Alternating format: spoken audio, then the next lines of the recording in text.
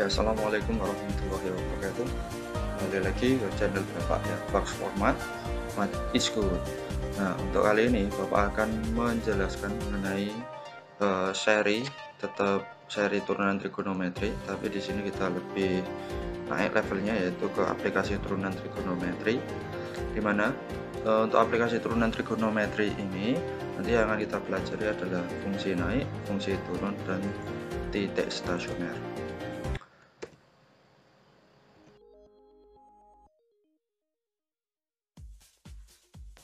Karburator dari suatu mesin ya. Nah, ketika kalian scroll atau kalian putar-putar dari bagian satu ini, maka kalian akan mendapati suatu titik di mana titik karburasi ini adalah stasioner. Artinya mesinnya itu tidak terlalu ngegas banter atau terlalu lemah gasnya. Nah, ini gasnya stabil. Nah, stabilan ini atau ketenangan ini, ketetapan ini adalah arti dari suatu kata yang namanya stasioner. Ya. Langsung saja kita lihat pengertian dari fungsi naik, fungsi turun, dan stasioner. Titik stasioner, fungsi naik dan fungsi turun. Titik stasioner adalah titik yang menyebabkan f aksen x sama dengan 0. Ya, jadi turunan pertamanya itu adalah 0. Itu dikatakan sebagai titik stasioner. Misal fx adalah fungsi kontinu pada interval a sampai b ya, dan f aksen x adalah turunan pertama dari fx, maka ada tiga kejadian ya. Yang pertama, jika f aksen x lebih besar dari 0, maka fungsinya dikatakan naik. Nah, ini adalah pengertian dari fungsi naik itu, yaitu ketika kita mendapati suatu interval di mana f aksen x di interval itu adalah lebih besar dari 0. Yang kedua, jika f aksen x kurang dari 0, maka fungsi f dikatakan turun. Jadi, fungsi f turun itu di mana di interval yang di dalamnya itu terdapat f aksen x kurang dari 0.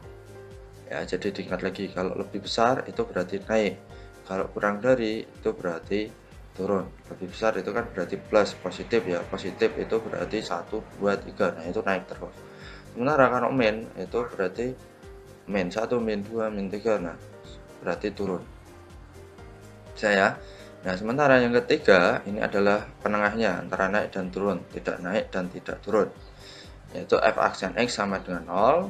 Ketika kondisi ini kita dapatin, maka titik yang ada di kondisi ini itu merupakan titik stasioner, dan kejadian f aksen x sama dengan 0 ini adalah kejadian stasioner.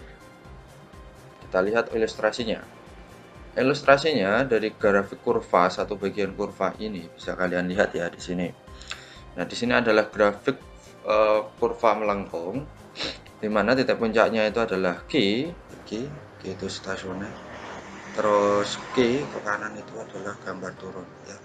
Jadi itu dikatakan fungsi naik dan fungsi turun. Tetapi cara analisis ya, di interval sebelah kiri Q sampai dengan Q ini yang kita dapatin yaitu titik-titik di mana f aksen x lebih besar dari 0. Sementara Q ke kanan, nah ini interval di mana f aksen x kurang dari 0. Interval itu adalah selang ya. Kita coba lihat prinsip-prinsip untuk mendapatkan interval fungsi naik dan fungsi turun. Di sini Bapak kasih stimulus lewat soal ya. Di sini penyelesaian soal. Tentukan interval-interval di mana f aksen x sama dengan sin x plus cos x, ini maksudnya fungsinya, dengan interval 0 kurang dari x kurang dari 360 derajat. Ini adalah interval keseluruhan. Nah, dari interval ini dimanakah fungsi itu naik, dimanakah fungsi itu turun. Oke, untuk menjawab ini, yang pertama, langkah pertama yaitu kita harus tahu syaratnya dulu ya, kapan dia naik dan kapan dia turun. Yang kedua itu adalah turunan pertama dari fx. Jadi kalau fx itu adalah sin x plus cos x, maka kalian bisa turunkan menjadi cos x min sin x. Betul. Oke, yang ketiga itu adalah menentukan batas interval kapan dia naik dan kapan dia turun dengan menggunakan stasioner. Ya, stasioner itu tadi apa? Yaitu f aksen x sama dengan 0. Oke, Ketika f aksen x sama dengan 0, maka kita dapatkan cos x min sin x sama dengan 0. Kita bisa sederhanakan menjadi sin x sama dengan cos x, sin x per cos x sama dengan 1 ya. Jadi ini nanti masuknya ke persamaan trigonometri. Ingat di persamaan trigonometri itu dihindari untuk penghilangan faktor ya, jangan sampai nanti kalau kalian dapat persamaan trigonometri faktoran seperti itu ya. Jadi sin x per cos x itu sama dengan 1, maka kita bisa dapatkan sin x per cos x itu adalah tan, maka tan x sama dengan 1, sehingga kita bisa olah dengan persamaan. Tapi ini saya langsung aja ya. Kapan dia itu 1? Ketika x nya sama dengan pi per 4 dan x nya sama dengan 5 pi per 4. Artinya di sini 45 derajat, di sini adalah 225 derajat. Ingat, kuadran 3 tannya positif. Oke, kita selanjutnya, langkah selanjutnya adalah membuat garis bilangan dan membuat titik sampel. Di situ ada 0, 30 derajat, 45 derajat, 225 derajat, 360 derajat. Nah, kita letakkan batasnya. Batasnya kita dapat dari mana? Dari stasioner tadi ya, f aksen x sama dengan 0.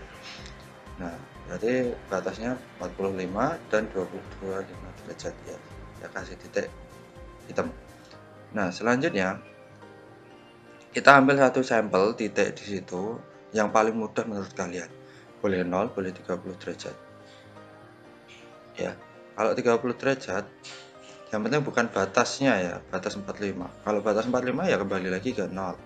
Ada artinya. Nah, hingga di sini kita perlu mengecek dia itu daerah positif atau negatif gitu.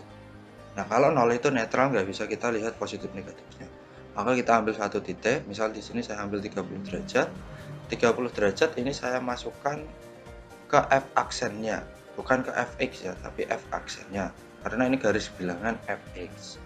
Oke, sehingga kita dapatkan setengah akar 3 min 1. Kira-kira ada yang mencurigakan nggak di sini? Nggak ada ya, nggak mungkin ini negatif, maka ini positif. Maka daerah 30 derajat ini adalah daerah positif. Ya. Dengan hal yang sama, di sini adalah negatif, di sini positif. Ya. Oke. Sehingga titik yang positif tadi atau daerah yang positif tadi, maka kita buat garis ungu ini ya. Artinya dia itu naik. Ya, kita gambar naik. Selanjutnya melewati 45 derajat dia stasioner, artinya tetap. Nah, selanjutnya melewati min dia turun, gambarnya turun. Melewati 225 derajat dia itu stasioner. Oke. Melewati daerah positif maka dia naik. Nah, jadi gambarnya seperti ini. Nah, ini adalah sketsa kasar dari grafik sin x plus cos x. Nah, kita juga bisa membuat sketsa kasarnya ya dari grafik ini. Terus ini naik, ini stasioner, artinya f aksen x 0, ini turun ya. Nah, gambarnya seperti ini. Langkah selanjutnya, setelah kita bisa menggambar di garis bilangan, gambar naik, stasioner turun ya. Jadi ini kalian lewatin aja di daerahnya, jangan di batasnya ya, tapi di daerahnya. Positif 0, negatif 0, positif. Selanjutnya kita cari intervalnya ya. Saya buatkan lagi di sini titik stasioner, ulangi. Terus di sini daerah positif 225 sampai 360 positif, maka di tengah-tengahnya negatif.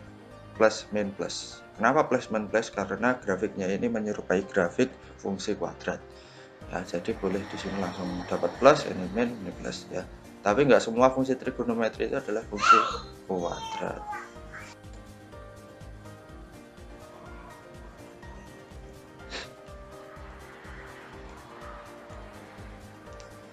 Oke, kita lihat batasnya ya 45 derajat. Jadi di sini ada daerah pembatasnya yaitu 0 sampai 45 itu positif, 45 sampai 350 itu negatif, dan 250 sampai 360 itu adalah positif. Nah, selanjutnya kita buat intervalnya dulu yang plus ya, yang naik berarti 0 kurang dari x kurang dari 45. Jadi kita letakkan 0 di sini, letakkan 45 di sini, x-nya di tengah-tengah, kasih tanda kurang-kurang. Itu ya. Nah, jadi letakkan 25 di sini, letakkan 360 di sini, x-nya di tengah-tengah, kasih tanda kurang-kurang. ya. Nah, maka fx itu naik, yaitu di interval 0 kurang dari x kurang dari 45 atau, nah di sini penghubungnya adalah atau 2025 kurang dari x kurang dari 360 derajat. Selanjutnya untuk daerah negatif itu kita lakukan 45 di sini, 225 di sini, x-nya taruh di tengah-tengah. Ya, karena daerahnya cuma satu, kasih tanda kurang, maka fungsinya turun pada interval 45 kurang dari x kurang dari 225 derajat. Oke, gampang ya. Jadi kesimpulannya fx sin x plus cos x kapan dia naik ketika intervalnya kurang dari 45 sampai 0 derajat atau 20-25 derajat sampai 360 derajat. Kapan fx itu turun ketika interval 45 derajat kurang dari x kurang dari 225 derajat. Oke, itu adalah penjelasan dari stasioner. Nah, hanya sampai situ. Stasioner juga bisa fungsi naik dan fungsi turun. Dari gambar fungsi naik dan fungsi turun ini kita juga bisa menganalisis nilai maksimum. Karena apa? Karena ini sudah menyerupai grafik ya. Grafik. Nah, jadi kalau kita lihat grafik, maka di 45 derajat ini, di atas 45 di sini adalah titik puncak.